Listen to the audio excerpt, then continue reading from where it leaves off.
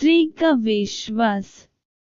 एक स्थान पर एक ब्राह्मण और उसकी पत्नी बड़े प्रेम से रहते थे, किंतु ब्राह्मणी का व्यवहार ब्राह्मण के कुटुंबियों से अच्छा नहीं था। परिवार में कलह रहता था। प्रतिदिन के कलह से मुक्ति पाने के लिए ब्राह्मण ने माँ बाप, भाई बहन का साथ छोड़कर पत्नी को लेकर दूर देश में जाकर अकेले घर बसकर रहने का निश्चय किया। यात्रा लंबी थी। जंगल में पहुंचने पर ब्राह्मणी को बहुत प्यास लगी। ब्राह्मण पानी लेने गया। पानी दूर था, देर लग गई। पानी लेकर वापस आया तो ब्राह्मणी को मरी पाया।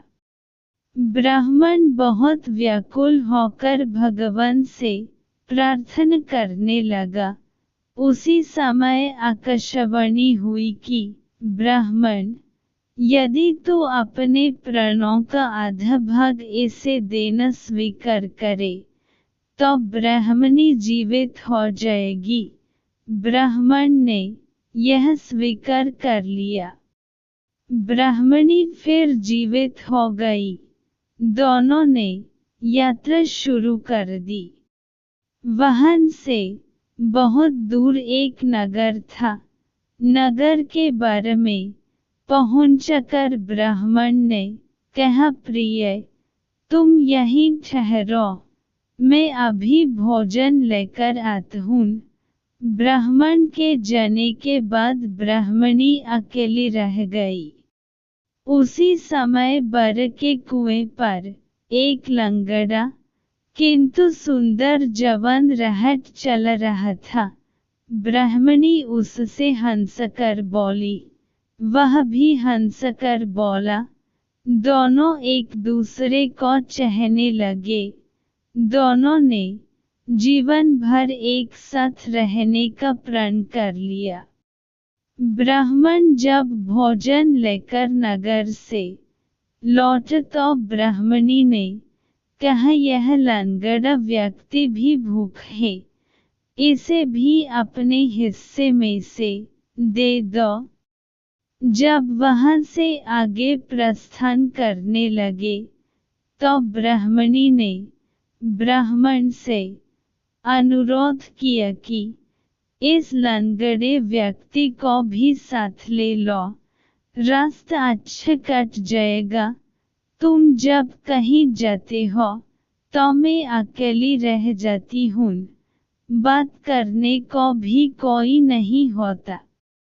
इसके साथ रहने से कोई बात करने वाला तो रहेगा। ब्राह्मण ने कहा, हमें अपना भार उठना ही कठिन हो रहा है, इस लंगड़े का भार कैसे उठाएंगे? ब्राह्मणी ने कहा, हम इसे पेटरी में रख लेंगे। ब्राह्मण को पत्नी की बात माननी पड़ी। कुछ दूर जाकर ब्राह्मणी और लंगड़े ने मिलकर ब्राह्मण को धोखे से कुएं में धकेल दिया। उसे मर समझकर वे दोनों आगे बढ़े।